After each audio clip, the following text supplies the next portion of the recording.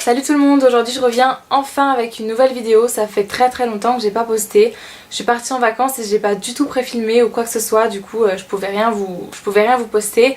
En plus de ça, j'avais une connexion internet juste monstrueuse, donc je ne pouvais même pas aller sur Facebook ou quoi que ce soit. Voilà, donc j'espère que je vais trouver un rythme de régulier, oui. J'espère que je vais trouver un rythme de vidéo un petit peu plus régulier pour pouvoir vous poster plus souvent, parce que je me rends compte que j'ai posté vraiment très peu de vidéos en fin de compte et voilà, ça me fait pas plaisir parce que j'aime beaucoup en faire. Et voilà, j'espère que ça va bientôt changer. Vous pouvez voir du titre, je reviens aujourd'hui avec mes favoris du moment par rapport à tout ce que j'ai acheté depuis les vacances. Je pense que c'est des produits que vous avez jamais vus sur ma chaîne. Pour la plupart des produits, je les ai achetés assez récemment, entre juillet et août, donc c'est vraiment des nouveaux produits. Et je vais commencer tout de suite. Alors je vais commencer par quoi? Je vais commencer par ça. Donc dans ma précédente vidéo sur mes favoris, je crois que je vous avais présenté le masque ultra doux de chez Garnier à la fleur de moringa, il me semble. Et cette fois-ci j'ai voulu essayer celui à l'aloe vera et huile de karité pure, qui est il est plus gros celui-là, il fait 400 ml. Ouais, donc il est quand même relativement gros. L'autre je crois qu'il est en fait 300. Celui-ci pareil, il est sans parabènes et sans silicone, c'est écrit sur le petit bouchon. Il est bien plus nourrissant que le précédent que je vous avais montré, étant donné qu'à la base il est pour cheveux crépus ou défrisés, comme c'est écrit juste ici. Donc moi j'ai pas les cheveux crépus ou défrisés quoi que ce soit, mais j'avais envie de le tester. Enfin quoi que là on pourrait se demander, je suis désolée, je les ai pas lissés, je laisse un peu mes cheveux faire leur vie en ce moment. Donc il est écrit nourrir, répare intensément, effet douceur immédiat, sans parabènes, sans silicone. C'est vraiment le cas, puisqu'on sent vraiment qu'il est beaucoup plus nourrissant que celui à la fleur de moringa, qui est aussi très bien d'ailleurs, hein.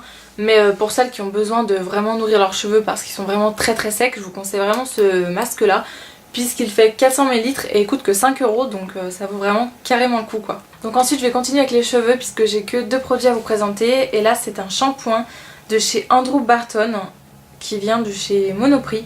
Donc c'est marqué le coiffeur star londonien. Je n'ai jamais entendu parler de cette marque. Si vous c'est le cas, dites-le moi en commentaire, puisque moi pas du tout. La bouteille est comme ça. Elle fait 400 ml, donc elle est quand même naturelle, sans parabènes, à la fleur d'orchidée et aloe vera. Shampoing aux actifs nourrissants et restructurants pour cheveux secs et abîmés. Donc j'ai testé quelques fois et j'avoue que j'aime beaucoup. J'ai trouvé que mes cheveux étaient vraiment très souples. Et j'aime beaucoup l'odeur aussi, qui est vraiment très douce. C'est une odeur assez fleurie. Je pense que c'est la fleur d'orchidée qui fait ça. Mais c'est pas du tout entêtant, c'est vraiment très doux et j'aime beaucoup pour ça.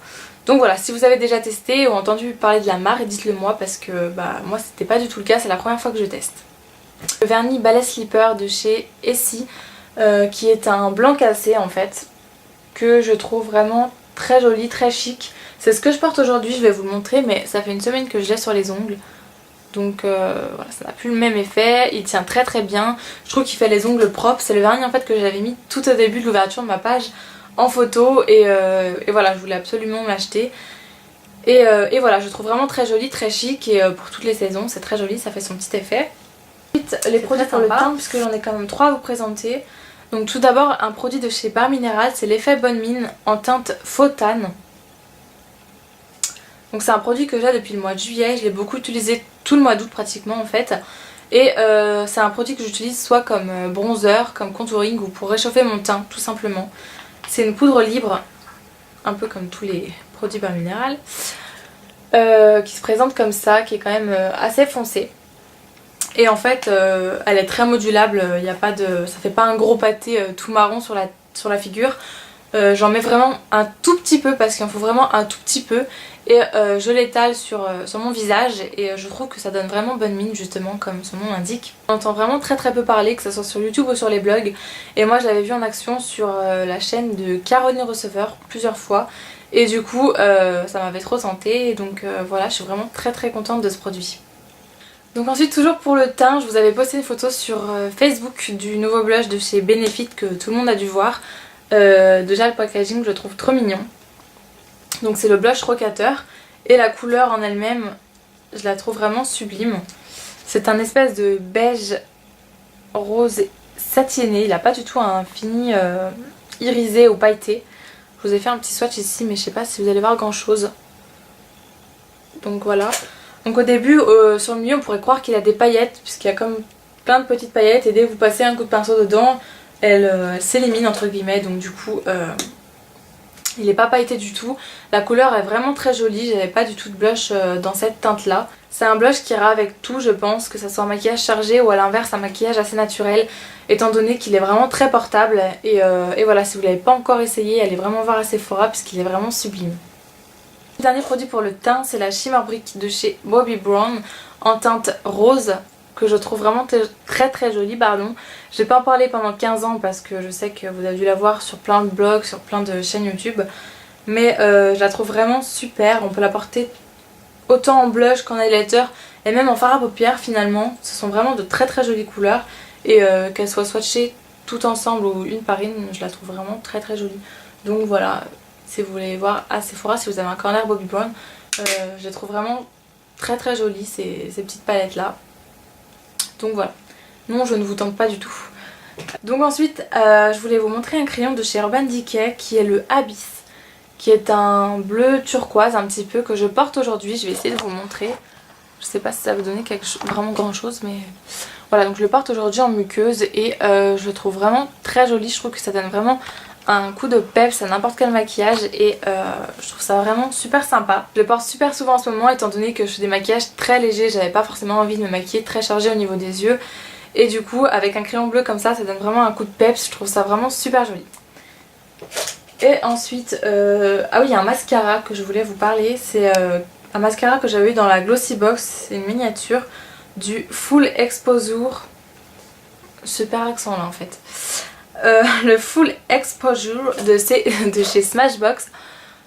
Donc voilà, c'est une petite miniature. La brosse est en poil naturel. J'ai pas du tout de mascara avec des brosses comme ça, j'en suis vraiment pas fan du tout d'habitude.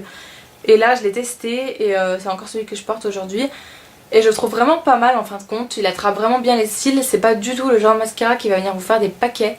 Il les allonge assez bien, il y a mieux mais il y a pire. Et je trouve qu'il donne beaucoup de volume, donc voilà, et avec un recourbe-cils c'est encore mieux. Donc voilà, j'en suis vraiment très contente. J'avais jamais essayé les mascaras Smashbox, ni les mascaras avec une brosse comme ça. Et celui-ci m'a vraiment convaincue, donc pourquoi pas en essayer d'autres. Et pour finir, avant mes flops, il y a deux rouges à lèvres que j'ai beaucoup portés au mois d'août. Tout d'abord, c'était un rouge à lèvres de chez Milani qui est le Flamingo Pose, que beaucoup se sont procurés ces derniers temps, qui est un framboise magnifique que je porte encore aujourd'hui d'ailleurs, que je trouve vraiment sublime. Et avec le bronzage c'était encore mieux. Un rouge à lèvres de chez MAC qui est le Crosswire. Donc pour vous décrire la couleur c'est un petit peu compliqué, je vais vous faire un swatch. Voilà pour le swatch, il tire un peu vers le bordeaux, c'est un rose un peu bordeaux, un peu rouge, avec des sous-tons jaunes, enfin vraiment il est vraiment sublime porté, je trouve qu'il fait vraiment très très chic. Et voilà, je l'ai beaucoup aimé, je l'ai beaucoup porté et je l'adore. Donc je vais finir avec mes deux flops plus ou moins gros. Donc tout d'abord il y a un eyeliner de chez Gauche qui se présente comme ça, que j'avais acheté l'année dernière pendant les soldes d'hiver, enfin au mois de janvier quoi. Et c'est une catastrophe cet eyeliner, il est vraiment monstrueux, je sais pas si vous allez pouvoir voir, mais en fait il fait comme des paquets ou je sais pas, comme on dirait une pâte, c'est vraiment très très bizarre. Il est impossible à appliquer, je sais pas si vous l'avez déjà testé, si c'est parce que celui-ci est entre guillemets défectueux ou si c'est vraiment l'eyeliner qui est comme ça, mais je le trouve super épais, vraiment pas évident. Le pinceau est vraiment hyper souple, enfin c'est impossible de faire un joli trait d'eyeliner avec. J'ai encore essayé hier et j'ai fait n'importe quoi. Pourtant je mets de l'eyeliner tous les jours donc voilà, je pense pas que ça soit moi. Mais je l'ai vraiment pas du tout aimé quoi, je suis vraiment hyper déçue de cet eyeliner, je l'avais pas payé très cher, je l'avais payé 5 € je crois, il était à moins 50% et je comprends mieux pourquoi maintenant d'ailleurs.